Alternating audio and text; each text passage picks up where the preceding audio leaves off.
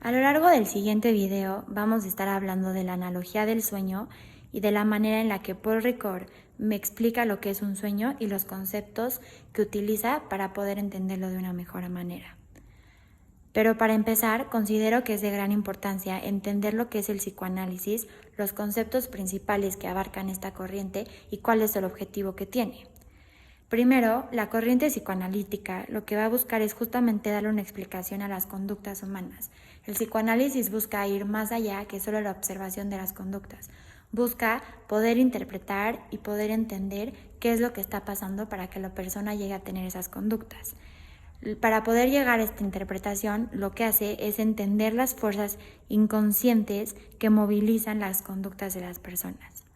Por otro lado, lo que va a hacer es buscar los elementos reprimidos que se encuentran dentro del inconsciente de la persona para poder sacarlo y que así la persona y sus conductas no se vean influenciadas por estos elementos que están reprimidos. El objetivo de la terapia es poder volver lo inconsciente consciente para que así la persona pueda identificar cuáles son aquellas cosas que lo están perturbando y poder entender aquellos síntomas y las conductas disfuncionales que la persona está presentando para que en ningún momento vuelvan a perturbar su vida. Después de haber platicado lo que es el psicoanálisis y el objetivo que tiene esta terapia, se va a hablar del cómo se hace el psicoanálisis. Para empezar, resulta de gran importancia hablar de lo que es la asociación libre, ya que este es uno de los métodos que inventó Freud para que se diera una terapia psicoanalítica.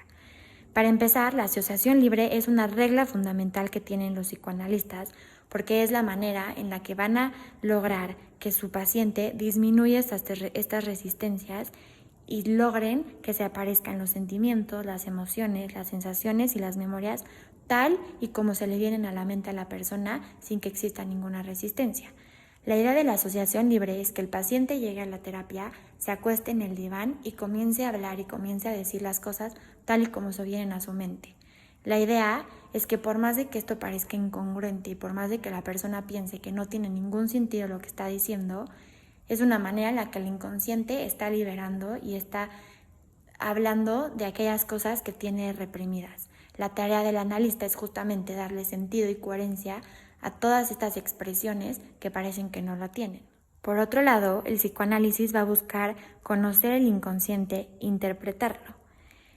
Es importante mencionar que el inconsciente está comprendido por estos procesos mentales que son inaccesibles a la conciencia. Podemos imaginarnos un iceberg y en la parte de hasta arriba, aquello que sí alcanzamos a ver es lo inconsciente, pero en la parte de abajo, en donde está lo más grande, es justamente el inconsciente y es justamente lo que no vamos a poder ver, pero va a tener una gran influencia en lo que somos y en las personas que nos vamos a desarrollar. Para poder entender mejor el inconsciente, resulta de gran importancia hablar de que en esta estructura y en esta parte de nuestra psique se encuentran todos aquellos los deseos instintivos y primitivos que han sido reprimidos a lo largo de nuestras vidas. También está regido por el principio de placer, impulsivo y lógico, atemporal, libidinal y se rige por el ello.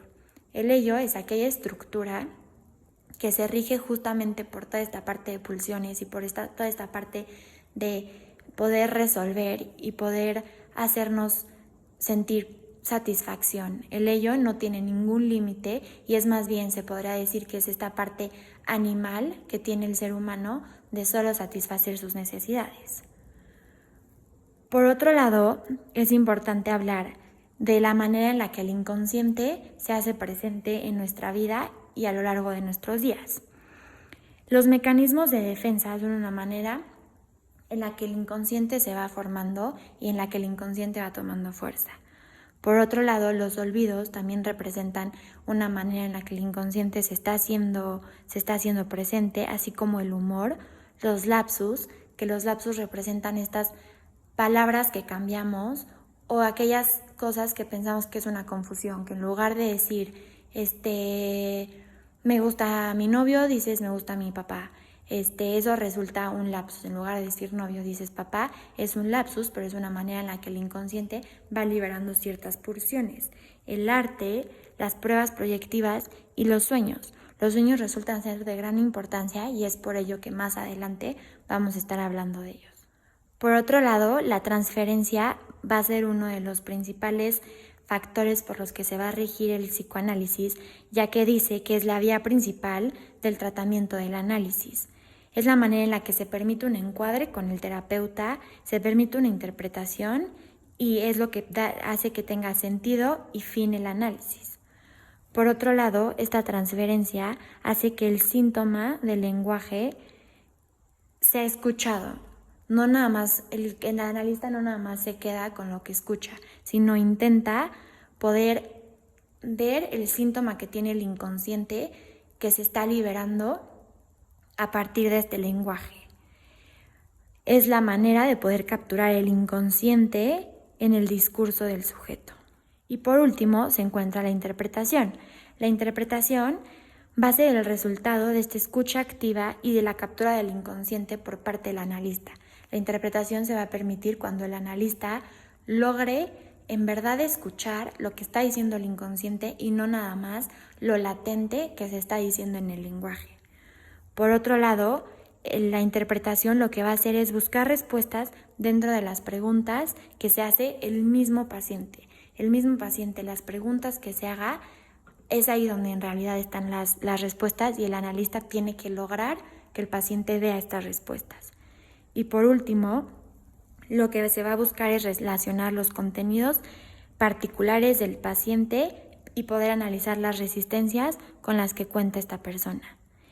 Y el objetivo más importante y lo que va a buscar lograr esta interpretación es justamente minimizar por completo la brecha que hay entre lo inconsciente y lo consciente para que así pueda haber una relación sana y lograr la homeostasis a partir de que esta brecha del inconsciente y el inconsciente sea sana, que no gane ni el inconsciente por la parte del ello y por la parte de las pulsiones, ni lo consciente por la parte del superello y por las demandas que tiene la sociedad. Anteriormente se mencionó que una de las maneras en las que el inconsciente liberaba toda esta pulsión y toda esta energía que existía en él debido a la manera en la que el ser humano reprime todas las pulsiones son los sueños. Es por eso que a continuación vamos a estar hablando de la estructura del sueño y de ciertos conceptos que le dan valor a este término. Para empezar, está el contenido latente. Es importante mencionar que el contenido latente son el conjunto de significaciones a las que conduce el análisis. Son esas cosas que soñamos que nos despiertan algún interés en nuestra vida que lo llevamos a interpretar. Es esto que soñamos y es lo que vemos en nuestro sueño, pero que nos está despertando algo porque es el inconsciente liberando tal energía de pulsiones que nos hace llevarlo a terapia. Ese es el contenido latente. Después tenemos el contenido manifiesto, que es justamente lo que recordamos, pero es lo que sometemos a interpretación. Ese es el contenido manifiesto. Y por último tenemos la censura. La censura resulta ser justamente esto que va a hacer que el sueño no sea tan perturbante para la persona. Va a ser este freno que le va a poner el ser humano a su sueño para que el inconsciente no perturbe la psique de la persona. Aquí podemos ver justamente la relación que existe entre el contenido manifiesto, la censura y el contenido latente. El contenido latente, que es lo primero que sucede, que es lo que vemos en el sueño, después la censura, que es este freno y es esta barrera que no permite que se abra por completo el inconsciente, sino que se abra por medio de símbolos.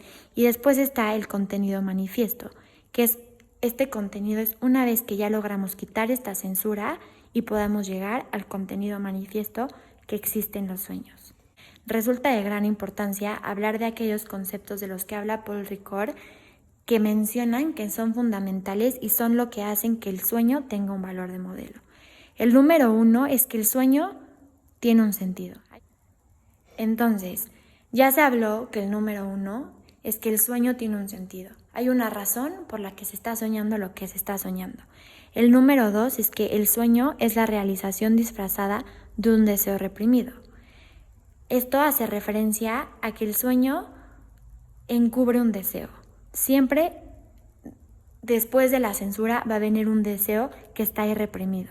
Y justamente por medio de la interpretación que hablamos hace rato, se va a lograr identificar cuál es ese deseo que la persona está reprimiendo.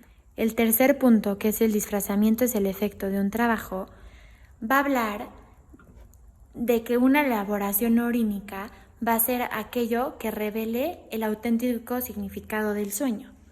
Y de acuerdo con Nietzsche, existen ciertos mecanismos de defensa que hacen que el sueño sea posible. Estos mecanismos de defensa son la condensación, que es lo que permite que existan ciertas imágenes en el sueño. Después es el desplazamiento, que es esta capacidad que tiene el ser humano de colocar ciertas características de algo en otra cosa completamente diferente que parece que no tiene ningún sentido. Está la simbolización, que esta es la más importante porque es la que se somete a una interpretación y es justamente por medio del símbolo, es por medio por lo que el terapeuta va a intentar identificar qué es lo que el deseo que realmente se quiere transmitir. Por último está la dramatización, que es justamente esto que le va a permitir al ser humano que el sueño tenga un principio y un fin.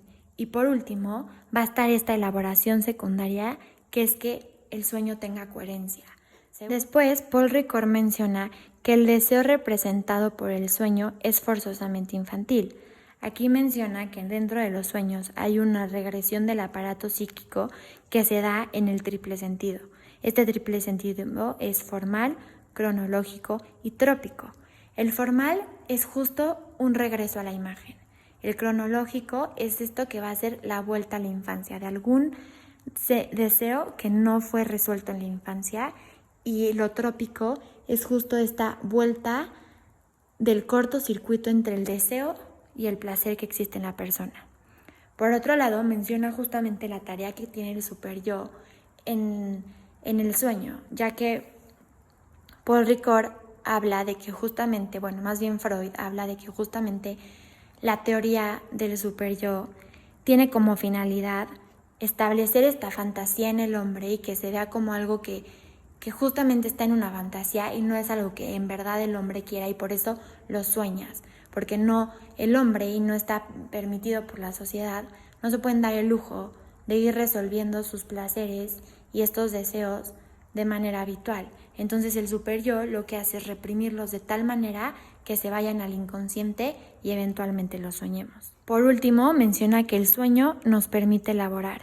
Justamente por medio de símbolos que se aparecen a lo largo del sueño, podemos elaborar ciertos deseos, ciertas perturbaciones o ciertas situaciones que no fueron resueltas en nuestra vida, las vamos a poder resolver en el sueño gracias a los símbolos. Y por medio de la interpretación, que se da por medio de la asociación libre que se platicó anteriormente, se va a lograr una interpretación del sueño para que justamente esta resolución sea muchísimo más clara para la persona. Para finalizar, me gustaría cerrar con ciertos cuestionamientos que surgieron a lo largo de la lectura y de la realización de esta presentación. El primero es, ¿sueñas con cosas que ya pasaron y perturbaron tu psique, o sueñas con cosas que no han pasado para prevenir que perturben? La cultura en la que te desarrollas tiene una relación directa con lo que reprimes. Una vez que vas a análisis y liberas aquello que estaba reprimido, ya no lo vuelves a reprimir. El reprimir es una característica de todo ser humano, independientemente de la sociedad o exigencias que lo persiguen día con día. Las personas a lo largo de la vida hemos aprendido a reprimir estos deseos para poder adaptarnos socialmente.